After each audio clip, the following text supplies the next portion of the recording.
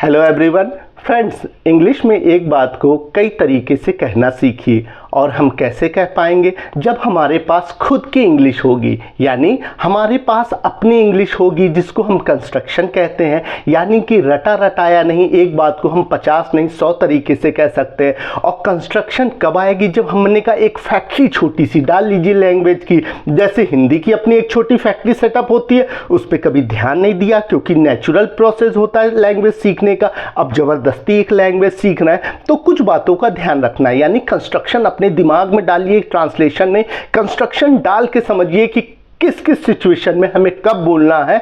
और देखिए दिमाग खुद ही आपको अच्छे से बता देगा। यानी थोड़ा थोड़ा रोज बोलिए, थोड़ा थोड़ा रोज बोलिए। जैसे हमने देखा कि इंग्लिश का भार कुछ ही बंदों पे है, उसमें एक टू बहुत इंपॉर्टेंट है, कल बहुत डिस्कस किया। टू एक पॉइंट भी कर रहा है और टू सबसे ज़रूरी पर्पस, यानी आपका मकसद बता रहा है। मैं कल स्कूल गया प्रिंसिपल से मिलने, यानी मैं स्कूल गया प्रिंसिपल से मिलने। कैसे बोलेंगे? तो सबसे पहले अपना जाना बताओ भैया, भाई मेन काम जाना।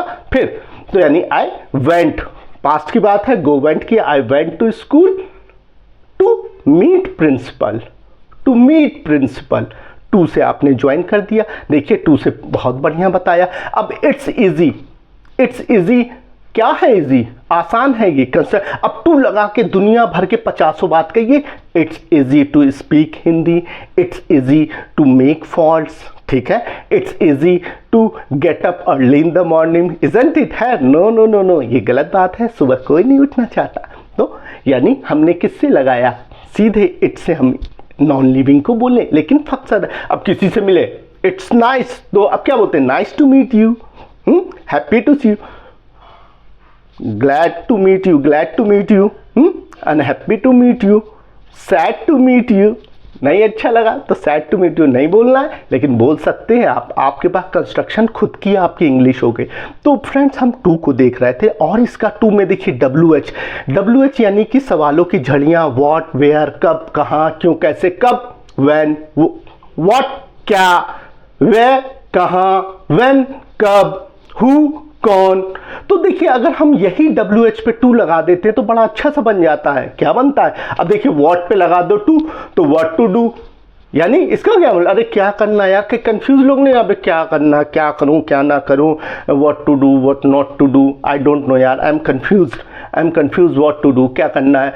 अब वेयर टू लगा दो, वेयर का मतलब कहाँ, वेयर टू गो, यार कहाँ जाना है यार, देखो where to go, I don't know where to go.